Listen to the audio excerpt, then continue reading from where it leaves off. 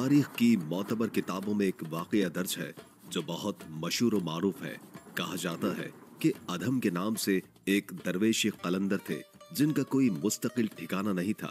वो हमेशा सफर में रहते थे। इसी तरह सफर करते करते वो बलख शहर पहुंचे और शहर के बाहर एक कुटिया बनाकर उसमें रहने लगे।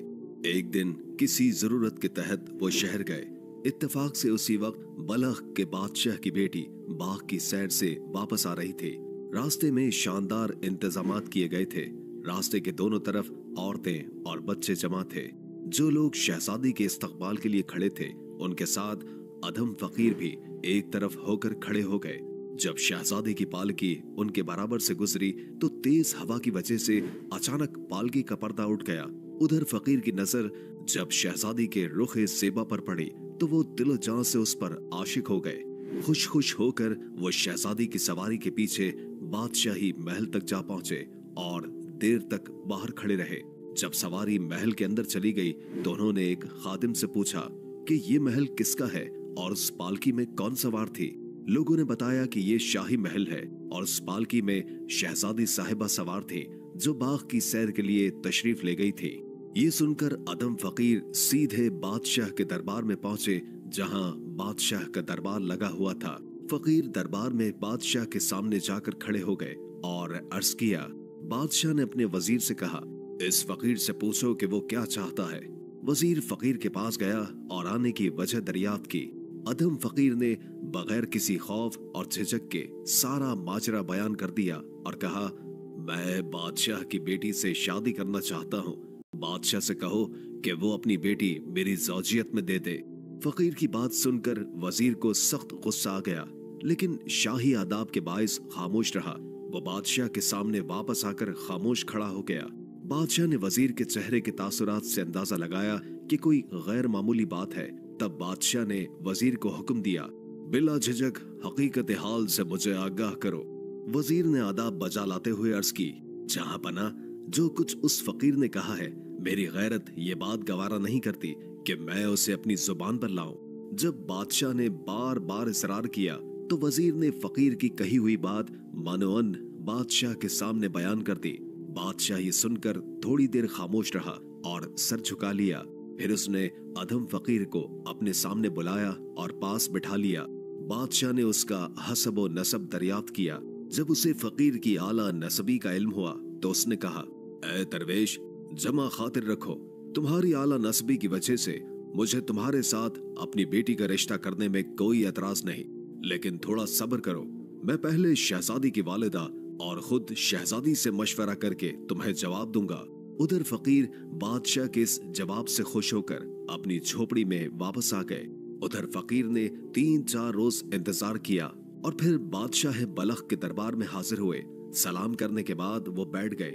बलख का बादशाह अपनी बेटी की शादी अधम फकीर से करने पर राजी था, लेकिन उसका वजीर किसी सूरत इस बात को कबूल करने के लिए तैयार नहीं था कि बादशाह की बेटी जो कि एक शहजादी है एक फकीर से ब्याही जाए। बादशाह ने वजीर को बहुत समझाने की कोशिश की, लेकिन जब वजीर इस बात पर मुत्तफिक नहीं हुआ तो बादशाह ने कहा, मैंने उस फकीर से वादा कर लिया है, अब उसके खिलाफ कैसे जा सकता हूँ और कैसे इनकार करूं। मुझे इस सूरत हाल पर बहुत नदामत महसूस होती है।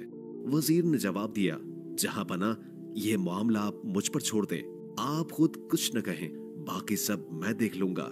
वजीर ने कहा, मैं उस दरवेश से किसी तरह नहीं मानूंगा।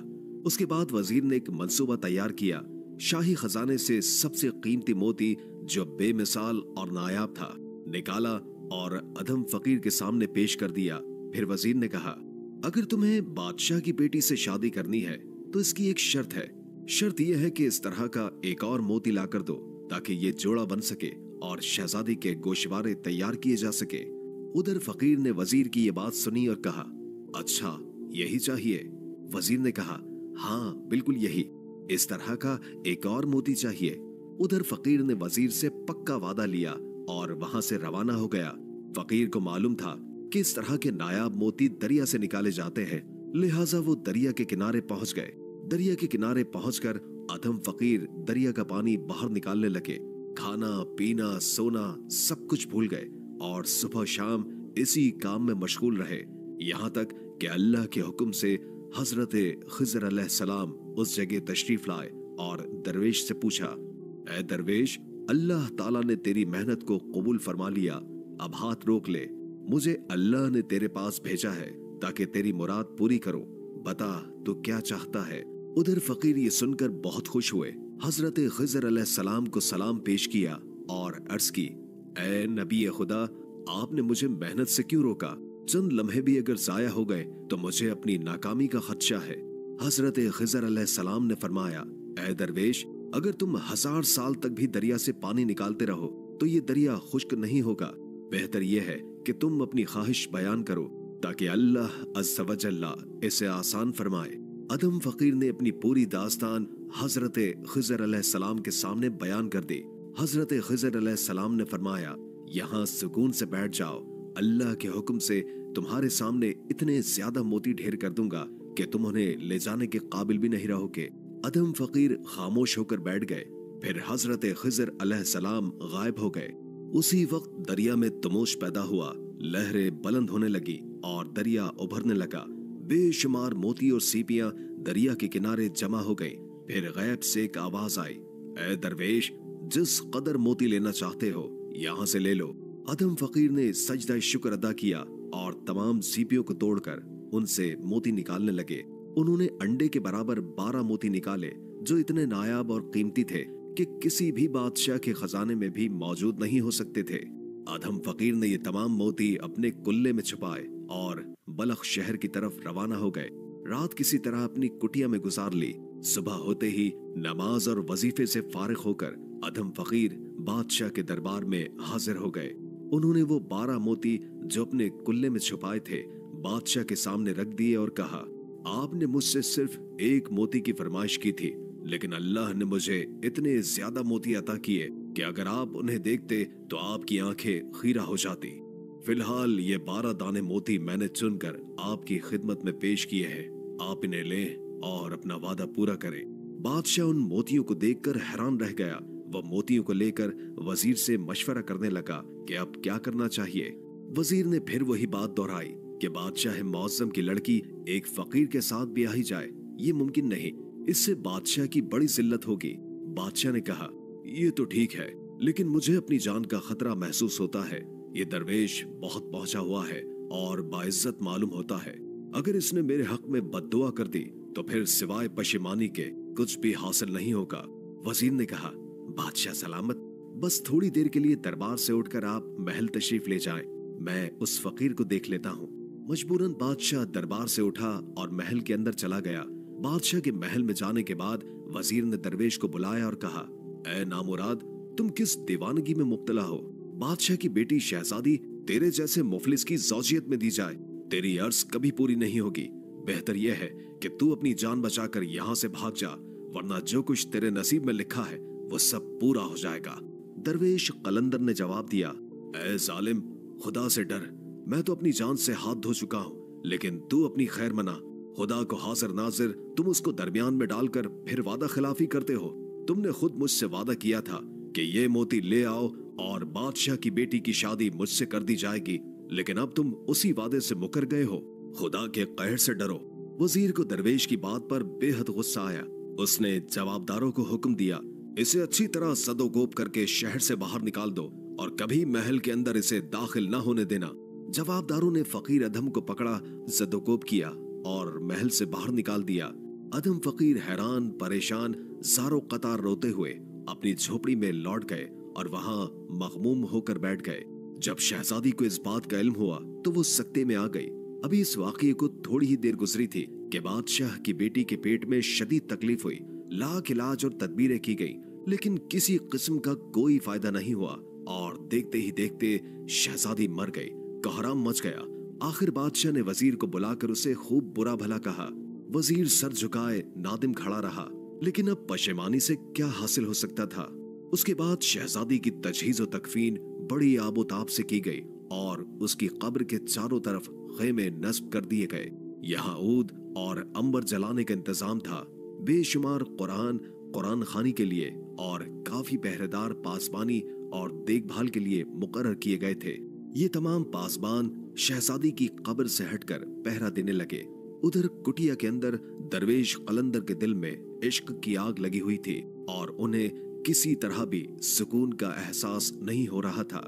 जब आधी रात गुजर गई तो वो बेलचा लेकर मकबरे की तरफ रवाना हुए और पहरेदारों से आंख बचाते हुए, खेमों को अबूर करते हुए अपनी महबूबा की कब्र तक पहुंच गए। कब्र को खोदकर उसकी लाश निकाली और कब्र को उसी तरह ठीक करने के बाद शहजादी की लाश को अपने कांधे पर डालकर अपनी कुटिया की तरफ लौट आए।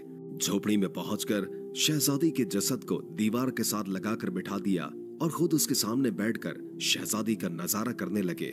अभी थोड़ी ही देर गुजरी थी कि एक शख्स वहां से गुजरा। वो शख्स एक माहिर हकीम था जो बलख शहर से आया था, लेकिन शहर का दरवाजा बंद होने की वजह से वो इधर उधर भटक रहा था।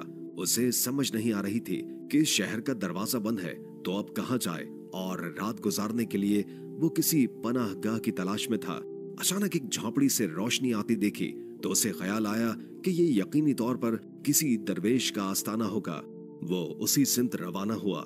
झोपड़ी से बाहर पैरों की आवाज सुनकर अधम फकीर को ये ख्याल आया कि शायद बादशाह के जासूस हों जो हकीकत हाल का पता चलाने के लिए मुतय्यन किए गए हों। ये ख्याल आते ही वो अपनी झोपड़ी के तहखाने में जाकर छुप गया। फिर जब दरवाजा खुला, एक और शख्स अंदर आया। वहां कोई शख्स नहीं था, न कोई आवाज थी, न ही कोई पता चल रहा था। इधर उधर नजर दौड़ाई तो एक हसीन और एक परी जमाल लड़की का जसद दीवार से लगा हुआ पाया। वो हैरान रह गया कि इतनी हसीन लड़की इस झोपड़ी में कैसे आ गई। कुछ देर तक वो उसे देखता रहा। फिर जब उसने उसका तिबी मुआयना किया और उसकी नब्ज को चेक किया तो उसे ये एहसास हुआ कि इस लड़की को सप्ता का मर्ज लाहक है। अभी वो लड़की जिंदा थी। हकीम ने फौरन नशा देकर शहजादी का थोड़ा सा खून निकाल लिया और लम्हों में ही शहजादी की आंखें खुल गई और वो उस मोजी मर्ज से निजात पा गई। होश में आने के बाद जब शहजादी ने अपने सामने एक अजनबी को देखा तो बहुत खौफजदा हो गई और हकीम से पूछा, बाबा सच सच बताओ, मैं यहाँ किस तरह आई हूँ? हकीम ने जवाब दिया, बेटी मुझे कुछ नहीं पता, मैं बहुत दूर से आया हूँ। शहर में दाखिल होना चाहता था मगर शहर का दरवाजा बंद हो चुका था। रात काफी गुजर चुकी थी और मैं किसी ठिकाने की तलाश में था जहाँ रात गुजार सकूं। मुझे इस झोंपड़ी में रोशनी दूर से दिखाई दी और मैं इधर आ गया। जब मैं यहाँ पर आया तो कोई भी नहीं था। मैंने इधर उधर देखना शुरू किया और फिर तुम्हारे बेहरकत जिस्म पर मेरी नजर पड़ गई। तुम्हारे मर्ज का पता चल गया था, इसलिए मैंने फौरन इलाज शुरू किया और अल्लाह ने तुम्हें शिफा बख्शी। मेरी दास्तान तो बस यहीं तक है। अब तुम अपना हाल बताओ कि तुम कौन हो, कहां से आई हो और तुम्हारे साथ क्या वाकयात पेश आए। उसी दौरान दरवेश कलंदर ने एक तरफ से सर निकाल कर सुना कि कोई आवाज आ रही है और कोई बातें कर रहा है। जब उसने ध्यान से देखा तो एक सफेद दाढ़ी वाले बुजुर्ग जो बड़ी ही पाकीज़ा सूरत के मालिक थे, शहजादी से बातें कर रहे थे। दरवेश फौरन बाहर निकल आए और हकीम को सलाम करके उनके सामने बैठ गए। हकीम ने फौरन समझ लिया कि यही वो शख्स है जिसका वो इंतजार कर रहे थे, यानी शहजादी का साहिब खाना। हकीम ने उनसे हकीकत हाल दरियाफ्त की और दरवेश कलंदर ने शुरू से आखिर तक सारा माजरा सुना दिया। हकीम कुछ देर खामोश बैठे गौर व फिक्र करते रहे और फिर उन्हें तसल्ली दी कि अल्लाह बेहतर करेगा। उसके बाद दोनों की रजामंदी से यानी दरवेश और शहजादी के दरमियान एक दूसरे को रिश्ते में मुंसलिक कर दिया गया। जब सुबह हुई तो हकीम साहब ने दोनों से इजाजत लेकर शहर वापस जाने का फैसला किया। अधम फकीर और शहजादी जो कि अब मियां बीवी बन चुके थे, उसी झोंपड़ी में रहने लगे। कुछ अरसे के बाद अल्लाह ताला ने उनको एक साहिब सीरत और खूबसूरत बेटे से नवाजा।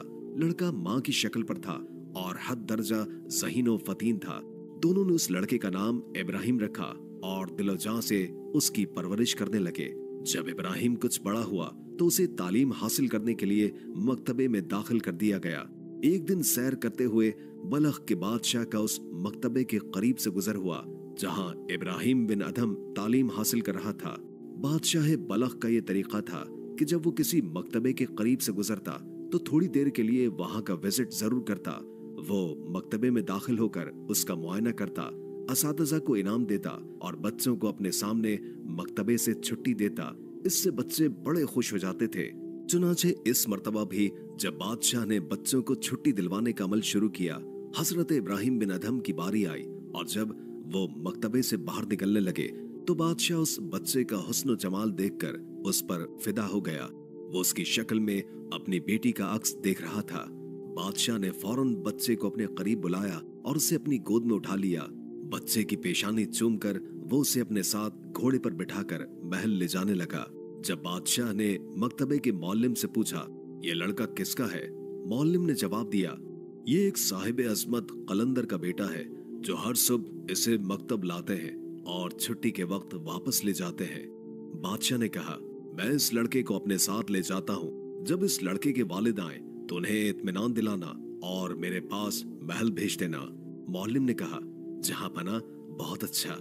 जब बादशाह ने उस लड़के को अपने साथ लेकर महल में पेश किया और अपनी मलका के रूबरू पेश करते हुए कहा, हमारी मरहुमा लड़की की शक्ल सूरत इस लड़के से कितनी मिलती है। मलका ने भी उस बच्चे को गोद में उठाकर प्यार किया और उसे अपने दिल से लगाया। वो उसके साथ बहुत मोहब्बत और शफकत से पेश आई। उधर दरवेश कलंदर जब लड़के की छुट्टी के वक्त मदरसे पहुंचे तो मौल्लिम ने दूर से ही उन्हें देखकर दौड़ कर आकर सारा हाल सुनाया। अधम फकीर ये सारा वाकया सुनकर बेहद मुस्तरब नहीं हुए, बल्कि फौरन बादशाह के महल की तरफ रवाना हो गए, जहां बादशाह उनका इंतजार कर रहा था। बादशाह ने अधम फकीर को बहुत इज्जत और एहतराम से बिठाया। हालांकि उसने कई दिनों से फकीर को नहीं देखा था, मगर फौरन पहचान लिया कि ये वही फकीर है जिसका जिक्र पहले सुना था। अधम फकीर ने बादशाह से कहा, मेरे यहाँ आने का मकसद सिर्फ अपने बेटे को ले जाना है, क्योंकि इसकी माँ इसे बेहद मोहब्बत करती है और अगर वो फौरन अपने बच्चे से न मिल पाई तो वो अपनी जान दे देगी। बादशाह ने कहा, इस लड़की की माँ का नाम क्या है और वो किस खानदान से ताल्लुक रखती है? खुदा के वास्ते मुझे सच सच बताइए। हजरत अधम फकीर ने सच्चाई के साथ तमाम बातें और वाकयात बादशाह के सामने बयान कर दी। जब बादशाह ने अपनी बेटी की जिंदगी का सच्चा वाकया सुना तो उसने फौरन अल्लाह का शुक्र अदा किया और अल्लाह की रजा पर राजी हो गया। बादशाह खुश खुश अपने मलका के साथ हरम सरा वापस आया और ये खुशखबरी सुनाते हुए अपनी बेटी की हालत और उसकी जिंदगी के मुतालिक बताया। बादशाह ने फौरन अपनी मलका को साथ लेकर एक सवारी पर सवार होकर हजरत अधम इब्राहिम बिन अधम और मलका को भी अपने साथ लिया और खुशियों के साथ उस झोंपड़ी की तरफ रवाना हो गया। जब शहजादी ने झोंपड़ी से अपने माँ बाप को आते हुए देखा तो वो खुशी से दौड़कर उनके कदमों में गिर गई और इज्जत से सलाम किया। बादशाह और मलिका ने अपनी बेटी को गले लगाया और सबने मिलकर खुशी के आंसू बहाए। फिर शहजादी को लेकर खुशी खुशी अपने महल वापस पहुंच गए। बादशाह ने अपनी बेटी और दामाद को बड़ी जागीर और इलाके का तोहफा दिया ताकि वो लोग आरामदेह और शाहाना जिंदगी गुजार सके, लेकिन दोनों मियाँ बीवी ने ये तोहफा कबूल करने से इनकार कर दिया क्योंकि उनके लिए सादगी और मोहब्बत भरी जिंदगी ही सबसे कीमती थी। शहजादी और उसके शौहर ने बादशाही जिंदगी को तर्क करके सादगी और फुकर की जिंदगी को तरजीह दी। ये फैसला बादशाह और मलिका के लिए हैरत का बाइस बना, मगर वो दोनों उनकी पसंद का एहतराम करते हुए खुश थे। बादशाह ने अपनी बेटी और दामाद की रजामंदी से सुल्तान इब्राहिम बिन अधम को अपना वली अहद मुकर्रर किया क्योंकि वो अपनी किसी भी बीवी से औलाद नरीना नहीं रखते थे। कुछ दिनों के बाद बादशाह का इंतकाल हो गया और सुल्तान इब्राहिम बिन अधम अपने नाना की जगह तख्त नशीन हो गए। वो बहुत अक्लमंदी और इंसाफ के साथ हुकूमत चलाने लगे, मगर उनका दिल बादशाहत की तरफ माइल न था। कहा जाता है कि हर चीज अपने असल की तरफ लौटती है और सुल्तान इब्राहिम बिन अधम का दिल भी फुक्र और दरवेशी की तरफ ज्यादा माइल था, जहां उनकी रूह को सुकून मिलता था। सुल्तान इब्राहिम बिन अधम की जिंदगी में एक अहम मोड़ आया जब वो एक रात तख्त पर सो रहे थे और अचानक मकान की छत हिलने लगी। सुल्तान जाग गए और फौरन आवाज दी, कौन ऊपर चल रहा है? जवाब आया, ऊंट गुम हो गया है, तलाश कर रहा हूँ। सुल्तान ने गुस्से से कहा, ए अहमक, छत पर ऊंट किस तरह चल सकता है? लेकिन जवाब में कहा गया, ए गाफिल इंसान, खुदा कादिर मतलक है, अगर वो चाहे तो ऊंट को छत पर भी पहुंचा सकता है, लेकिन तुम जो ख्वाब के कपड़े पहनकर गद्दे पर सो रहे हो और खुदा को तलाश करते हो, ये कितनी बड़ी नादानी है।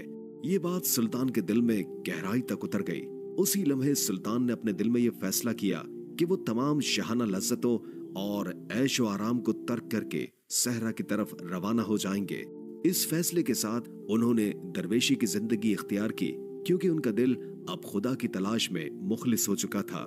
सुल्तान इब्राहिम बिन अदहम ने सल्तनत की तमाम शान शौकत को छोड़कर दरवेशी की जिंदगी इख्तियार की। रास्ते में एक चरवाहा मिला जिसे उन्होंने अपना कीमती लिबास दे दिया और खुद उन्होंने उसका सादा टाट का कपड़ा पहन लिया। चलते चलते वो मक्के पहुंचे और फिर नीशापुर में एक गार में पनाह गुज़ीन हो गए। जब सुल्तान इब्राहिम बिन अदहम सल्तनत को छोड़कर बलख से निकले तो कुछ वक्त के लिए दरिया दजला के किनारे मुकीम हुए। उस दौरान आपकी उम्रा और वज़रा आपकी तलाश में निकले और आपके पीछे पीछे वहां पहुंच गए।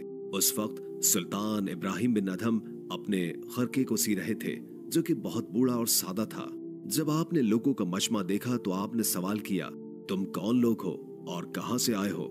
ये सवाल उनकी सादगी और दरवेशी की गवाही देता है कि अब वो दुनियावी शान और शौकत से दूर हो चुके थे।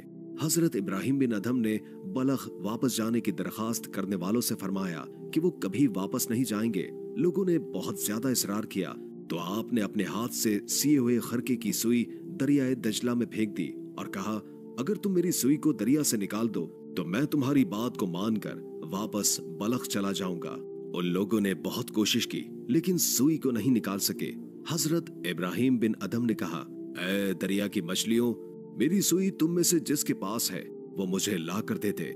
फौरन ही 1,00,000 मछलियां सोने की सुइयों के साथ दरिया के ऊपर आ गईं और उनमें से एक मछली के मुंह में आपकी सुई थी। हजरत इब्राहिम ने वो सुई लेकर आने वाले उमरा और वज़रा को रुखसत करते हुए कहा, मुझे बलख की बादशाहत की कोई ख्वाहिश नहीं, तुम लोग वापस जाओ। इस वाक़ये से हजरत इब्राहिम बिन अदहम की दरवेशी की हकीकत और दुनियावी लज्जतों से बेरग़बत होने की गमाज़ी होती है। हजरत इब्राहिम बिन अदहम रहमतुल्लाह ताला अलैह के बारे में एक वाक़या है कि एक मर्तबा एक शख्स ने उनसे पूछा, आप किसके बंदे हैं? ये सवाल सुनते ही हजरत इब्राहिम बिन अदहम खौफ से कांपने लगे और बेहोश होकर गिर पड़े। जब कुछ देर के बाद होश आया तो आपने उस शख्स से कहा, मैं अल्लाह का बंदा हूँ। उस शख्स ने कहा, जब मैंने आपसे सवाल किया था तो आपने फौरन ये जवाब क्यों नहीं दिया?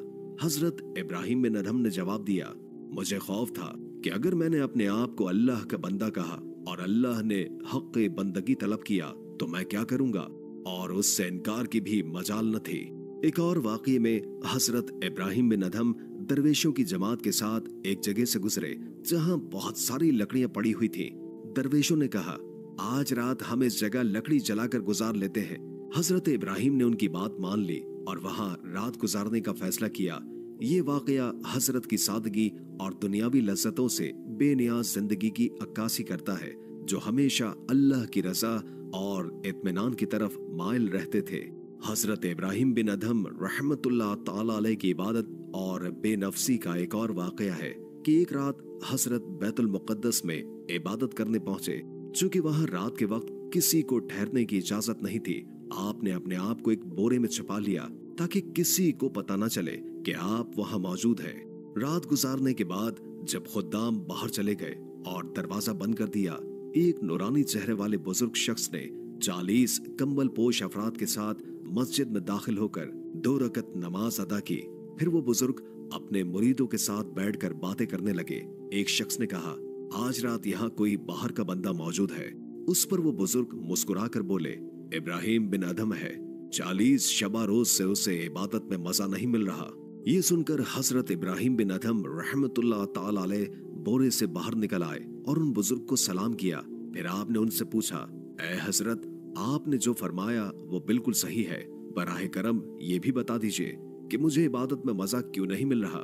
इस सवाल के जवाब में वो बुजुर्ग हजरत इब्राहिम बिन अदहम को रूहानी हकीकतें और दर्स देकर उनकी रहनुमाई करते हैं। ये वाक़या हजरत की अल्लाह ताला के साथ बेइंतहा मोहब्बत और इबादत के लिए उनकी गैर मामूली लगन को जाहिर करता है। हजरत इब्राहिम रहमतुल्लाह ताला अलैह की ये सच्चाई की तलाश और अल्लाह की इबादत में लज्जत की जुस्तजू उनकी रूहानियत की गहराई को जाहिर करती है। हजरत इब्राहिम बिन अदहम रहमतुल्लाह ताला अलैह हमेशा दुनियावी लज्जतों और राहतों से बेनियाज रहते हुए अपने रब की रजा की कोशिश करते थे। यह उनकी सादगी और कुर्बानी का एक और निशान था, जिसमें उन्होंने हर तरह की दुनियावी आसाइशों को रद्द करके सिर्फ अल्लाह की इबादत पर अपनी तवज्जो मरकूज रखी। हजरत इब्राहिम बिन अदहम रहमतुल्लाह ताला अलैह की जिंदगी में एक और रूहानी वाकया है जिसमें उनकी जस्तजू और अल्लाह के रास्ते में कुर्बानी की अहमियत का पता चलता है। एक दिन एक शख्स हजरत इब्राहिम बिन अदहम रहमतुल्लाह ताला अलैह की खिदमत में आया और नसीहत की दरखास्त की। हजरत ने उससे फरमाया, जो बंद है उसे खोलो और जो खुला है उसे बंद कर दो। उस शख्स ने सवाल किया, हजरत मैं इसका मफहूम नहीं समझा। हजरत इब्राहिम बिन अदहम रहमतुल्लाह ताला अलैह ने वजाहत दी, रुपए की थैली जो बंद है उसे खोलो और जो जुबान खुली है उसे बंद कर दो। आपने मजीद फरमाया, जब तक तुम अपनी बीवी को बेवा, अपने बच्चों को यतीम और खुद को कट्टे के बराबर नहीं समझोगे, तुम अल्लाह वालों की सफ में नहीं बैठ सकते। अल्लाह वालों की सफ में बैठना बहुत मेहनत और जाफिशानी का काम है। हजरत इब्राहिम बिन अदहम रहमतुल्लाह ताला अलैह की जिंदगी में एजाज और इनकिसारी का रंग गालिब था। उन्होंने अपनी पूरी जिंदगी अल्लाह की रज़ा की जस्तजू की। आपके दो जय्यद खलीफा थे, हजरत ख्वाजा हुज़ैफा मर्शी रहमतुल्लाह ताला अलैह और हजरत ख्वाजा शफीक बल्खी रहमतुल्लाह ताला अलैह। दोनों हजरात ने आपकी रहनुमाई से बहुत कुछ सीखा और आपके तरीके पर चलने की कोशिश की। हजरत इब्राहिम बिन अदहम रहमतुल्लाह ताला अलैह की जिंदगी का एक हिस्सा ऐसा था कि आपको कहीं भी करार नहीं आता था और आप लोगों की नजरों से छुपे रहते थे, इसलिए कि उनकी रूहानियत और इबादत का मकसद अल्लाह की रजा और उसकी कुर्बत हासिल करना था। आपकी जिंदगी एक मिसाल बनी कि इंसान जब अल्लाह के रास्ते पे चलता है तो दुनियावी लज्जतों और फानी चीजों से किनारा कशी इख्तियार कर लेता है और सिर्फ अल्लाह की रजा के लिए अपनी जिंदगी गुजार देता है। हजरत इब्राहिम बिन अदहम की वफात का वक्त बड़ा ही रूहानियत से भरा हुआ था। बाज रिवायात के मुताबिक आपका मकबरा बगदाद में है, जबकि कुछ लोगों का कहना है कि आपकी वफात शाम में हुई थी। ताहम ज्यादा मुस्तनद कौल यही है कि हजरत इब्राहिम बिन अदहम रहमतुल्लाह ताला अलैह हजरत लूत अलैहिस्सलाम के मकबरे के करीब वाक़े एक गार में क़याम पजीर थे और वहीं पर आपका विसाल हुआ। हजरत इब्राहिम बिन अदहम रहमतुल्लाह ताला अलैह का विसाल 26 जमादिउल अव्वल 280 हिजरी में हुआ। आपकी वफात के वक्त एक गैबी आवाज आई जिसमें ऐलान किया गया, ये अल्लाह का बंदा था और अल्लाह की मोहब्बत में फौत हो गया। ये आवाज सुनकर लोगों को बड़ी हैरत हुई और बाद में यह बात सामने आई कि हजरत इब्राहिम बिन अदहम रहमतुल्लाह ताला अलैह का विसाल हो चुका था। हजरत इब्राहिम बिन अदहम की जिंदगी और वफात एक दर्स है कि इंसान को अपनी तमाम दुनियावी ख्वाहिशात को तर्क करके अल्लाह की मोहब्बत और रजा की जस्तजू करनी चाहिए, क्योंकि यही असल कामयाबी और फलाह है। आपकी जिंदगी की दास्तान एक जिंदा मिसाल है कि अल्लाह की रजा के लिए खुद को कुर्बान करना और उसकी इबादत में महव रहना ही इंसान की असल मंजिल है।